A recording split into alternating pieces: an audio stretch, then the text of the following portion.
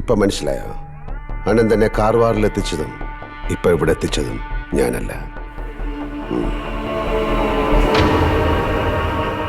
C John, നിങ്ങൾ തമ്മിൽ എന്തൊക്കെയോ സീരിയസ് ഇഷ്യൂസ് ഉണ്ടാവാം. പക്ഷെ അതിനുള്ള പരിഹാരമൊന്നുമല്ല നിങ്ങൾ ഈ ചെയ്ത് കൂട്ടുന്നത്. കണ്ണി ചോരയില്ലാതെ ഇങ്ങനെ ആളുകളെ കൊന്നിട്ട് നിങ്ങൾ എന്ത് നേടാനാ? ഓക്കെ ജോൺ, ഞാനും നിങ്ങളും തമ്മിൽ എന്താണ്? ആ ട്രെയിൻ യാത്രയ്ക്ക് മുമ്പ് നമ്മൾ തമ്മിൽ കണ്ടിട്ട് പോലുമില്ല. പിന്നെ എന്തുകൊണ്ട് ഞാനിവിടെ? Why should I be here?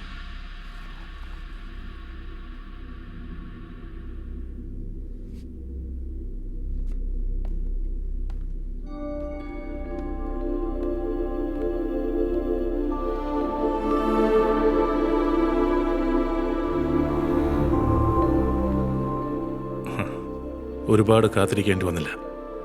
ഞാനിവിടെ എത്തുമ്പോൾ തന്നെ ജോണും എത്തി. സുഭാഷ് സർ, 3 ചായ എടുക്കോ? സോറി, എനിക്ക് വേണ്ട. നമുക്ക് അവിടെ ഇരുന്നാലോ? നല്ല കാറ്റുണ്ടാവും. ഈ വീട് വാങ്ങിച്ചിട്ട് എത്ര വർഷമായി? 2 വർഷം. ബ്യൂട്ടിഫുൾ ഹൗസ്, ഇന്റീരിയേഴ്സും കൊള്ളാം. എല്ലാം റീനുവിൻ്റെ ടേസ്റ്റാണ്. Blinds, curtains, paintings, landscaping, everything.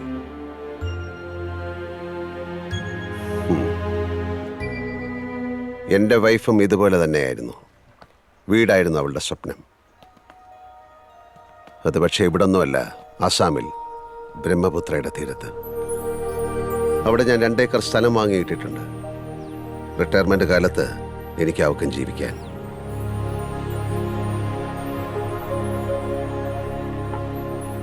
Subhash, നീ എന്നാ വീട്ടിൽ പോയിക്കോ. സർ, എന്തെങ്കിലും ആവശ്യമുണ്ടെങ്കിൽ വിളിച്ചാൽ മതി. വൈഫ് 5 മാസം പ്രഗ്നന്റ് ആയിരിക്കുമ്പോൾ ഞാൻ മലേഷ്യപ്പെട്ടുപോയി. ലേ കോപ്പാക് പ്രൊഡക്ഷൻസിന്റെ ക്രിയേറ്റീവ് ഹെഡായി ജോയിൻ ചെയ്ത സമയം 1.5 വർഷം കഴിയാതെ ലീവ് കിട്ടില്ല. ദിവസം 4ഉം 5ഉം തവണ സ്കൈപ്പിൽ അവളെത്തുമ്പോൾ മനസ്സ് കൈവിട്ടു പോകും. വാൾട്ട് ഡിസ്നിയോട് ഗുഡ് ബൈ പറഞ്ഞ് തിരികെ ഫ്ലൈറ്റ് പിടിക്കാൻ മനസ്സ് കൊതിക്കും. പക്ഷെ അവൾ വിലക്കും. വേണ്ടാത്ത പണിക്കൊന്നും പോവല്ലേ. ഇപ്പൊ അവിടുന്ന് ചാടിപ്പോന്ന എത്രയാ കോമ്പൻസേഷൻ കൊടുക്കേണ്ടി വരിക എന്ന് വല്ല രൂപമുണ്ടോ? ആദ്യം അവിടുത്തെ പണി തീർക്ക്, എന്നിട്ട് സമാധാനമായിട്ട് വന്നാൽ മതി. ഇവിടെ അച്ഛനുണ്ട്, അമ്മയുണ്ട്, ഡോക്ടേഴ്സിന്റെ ഒരു പട തന്നെയുണ്ട്. പിന്നെന്തിനാ പേടിക്കുന്നത്?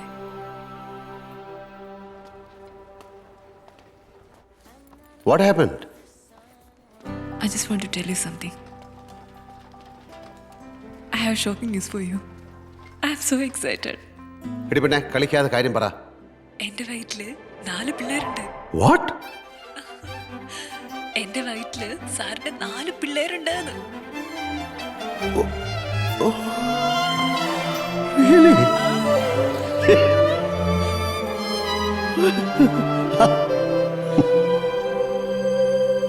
അണ്ണാ, എന്റെ പെണ്ണെ, ഞാൻ നിന്നോട് കടപ്പെട്ടിരിക്കുന്നു. 46 years of my celibacy. എന്റെ 46 വർഷത്തെ ബ്രഹ്മചര്യം. Now it's meaningful. കർത്താവേ, നിനക്ക് സ്തോത്രം. ഒടുവിൽ ആ ദിവസമെത്തി. Hearty congrats, Mr. John David. You are one of the luckiest father in the world. Thank you. But remember, for God's sake. Yeah. I won't repeat it. Okay, good. Thank you. Bye. My God.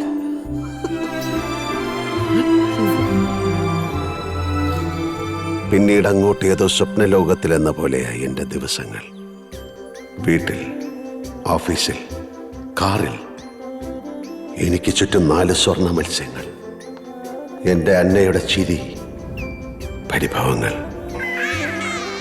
അയ്യോ, 4 കൂടി ഇതൊരു പരുവാക്കും. നിന്നെ പറഞ്ഞ വയറന്മാരാ. പിന്നെ 4 ആളും കൂടി ഒരുമിച്ച് ഉറങ്ങുന്ന പ്രശ്നമില്ല. ആരെങ്കിലും ഒരാള് എപ്പോഴും ഉണർന്നിരുന്ന് കീറും. അമ്മയുടെ ബോറടി മാറ്റാനേ. അമ്മയില്ലേ അവിടെ? ഉണ്ടല്ലോ, പക്ഷെ അവിടെ പാലില്ലല്ലോ.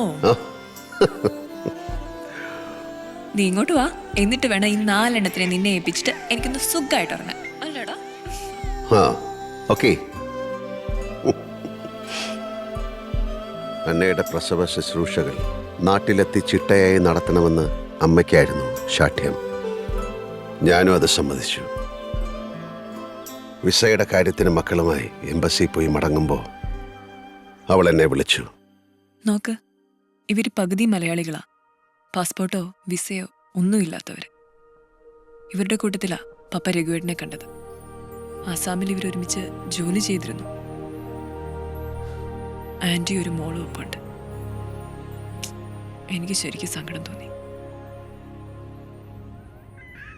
അതെ, രഘുവേട്ടൻ്റെ ഫ്രണ്ടും വന്നിട്ടുണ്ട്. അവരുടെ സ്പോൺസറുമായിട്ട് പപ്പ സംസാരിച്ചുകൊണ്ടിരിക്കുക.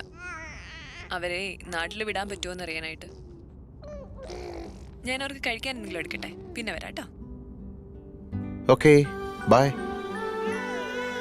അതെ, അവർക്കും കൂടി ഒരു ടിക്കറ്റ് റെഡിയായി, സെയിം ഫ്ലൈറ്റിന് തന്നെ.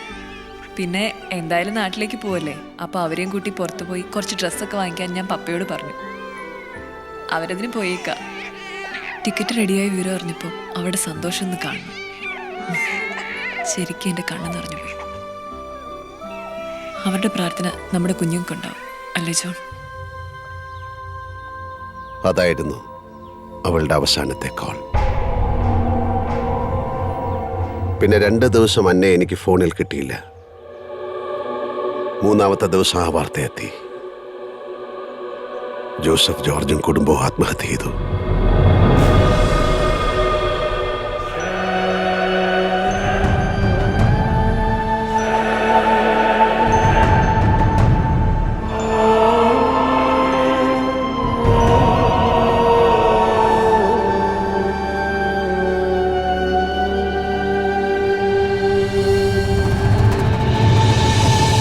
എന്റെ സ്വർണ്ണ മത്സ്യങ്ങളെ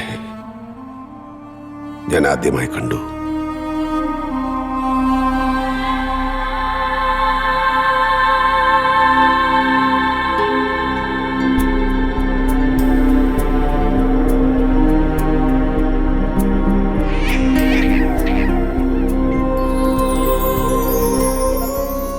പപ്പയ്ക്ക് എന്തെങ്കിലും സാമ്പത്തിക ബുദ്ധിമുട്ടുണ്ടെന്ന് എനിക്കൊരറിവുണ്ടായിരുന്നില്ല. അന്ന പറഞ്ഞിട്ടുമില്ല. പക്ഷെ അക്കൗണ്ടിലെ മുഴുവൻ പണവും ട്രാൻസ്ഫർ ചെയ്യപ്പെട്ടിരുന്നു. മരണത്തിന് 1/2 മണിക്കൂർ മുൻപ്. ഒരു സിംഗപ്പൂർ കമ്പനിയുമായി പപ്പയ്ക്കൊരു കേസുണ്ടായിരുന്നു. അത് പരാജയപ്പെടാൻ സാധ്യതയുണ്ടെന്ന് സൂചിപ്പിച്ചുകൊണ്ട് 2 ദിവസം മുൻപ് വന്ന ഒരു മെയിലിൻ്റെ ഉറപ്പിൽ പോലീസ് ആത്മഹത്യ എന്ന അടിവരയിട്ട് പറയുമ്പോഴും എൻ്റെ മനസ്സിനെ അത് വിശ്വസിപ്പിക്കാൻ എനിക്കായില്ല.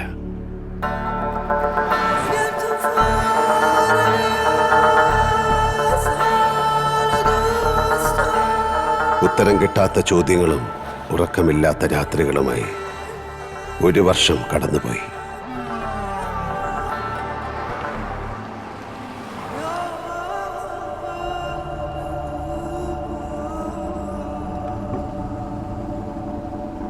क्या हाल है? Alaikum salam. I was sleeping. Hi, Mishkal. I'm sorry. Okay.